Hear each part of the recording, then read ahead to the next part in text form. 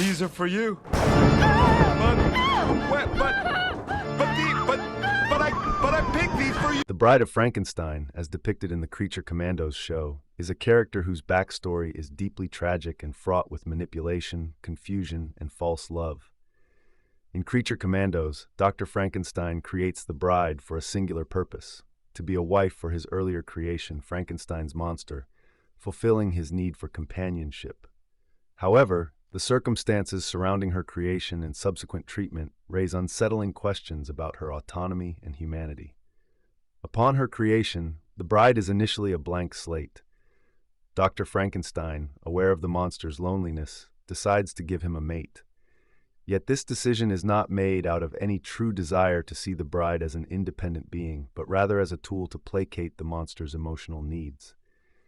In this respect, the bride's creation is not only a cruel experiment, but an act of deep manipulation. Yearn for a wife, Father. You have a wife.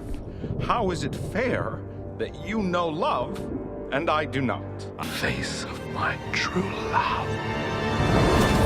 She is a product of Frankenstein's mind, crafted not for her own sake, but for the convenience of his earlier creation. As the bride begins to experience life, Dr. Frankenstein plays a crucial role in shaping her perception of the world. He teaches her how to speak, how to understand concepts, and how to function within the world that he has created. However, the way in which Frankenstein educates her is less about nurturing her autonomy and more about asserting control. In this sense, the act of teaching her feels more like grooming than genuine education. Frankenstein's teaching is less about allowing her to discover her own identity, and more about preparing her to fit a mold that he has already determined for her. Her love for him gradually begins to develop, but it is not the result of a natural bond. Rather, it is the consequence of his manipulation and grooming, which fosters an unhealthy dependency and affection for the very man who shaped her reality. Cat. Clothes. Hat. Hat. Good. You're doing fabulous. Moustache. Oh, you don't like how I look with a moustache, do you? Dickens. Tragically, I believe that the bride's love for Dr. Frankenstein is not reciprocated in the way she hopes. It is a love born out of an artificial construct, not from genuine mutual understanding. Dr. Frankenstein sees her as an object, a creation, and a means of pacifying the monster. Her feelings for him only deepen because of her isolation and lack of agency. The bride is only allowed to communicate with the doctor and his monster. It is in this context that she is subjected to one of the darkest aspects of her existence. She is groomed to love him, despite the inherent cruelty of her situation. The power dynamic between them is distorted, and the bride is trapped in a situation where her feelings for him become her only form of identity. However, the monster complicates this dynamic. The monster is driven by his desire for companionship, and he believes that just the fact that the bride was created in a similar manner to himself, she belongs to him. I love you. Son. You made her for me! She is to love me!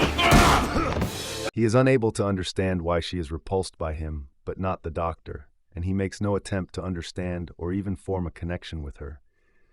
This leads to the bride seeking love from the only person that she really knows. The monster had longed for the bride to be a partner, yet he finds that she now seeks love from the very man who had already created him.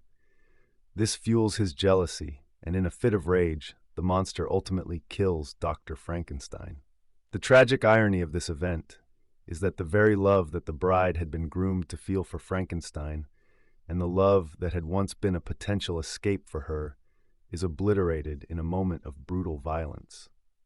Giggling and his horrid gift-giving powers were the only obstacles to our love. The monster's action, while stemming from jealousy, also represents a dark twist of fate for the bride. Her world, already manipulated and controlled, is torn apart by the very being she was created to be a partner for. The monster's murder of Dr. Frankenstein removes any chance of the bride finding peace or autonomy. The monster's jealousy, fueled by his own suffering and need for companionship, leads to the tragic end of both his and the bride's hope for a connection. The bride would then spend the next decades evading the monster and never able to find happiness.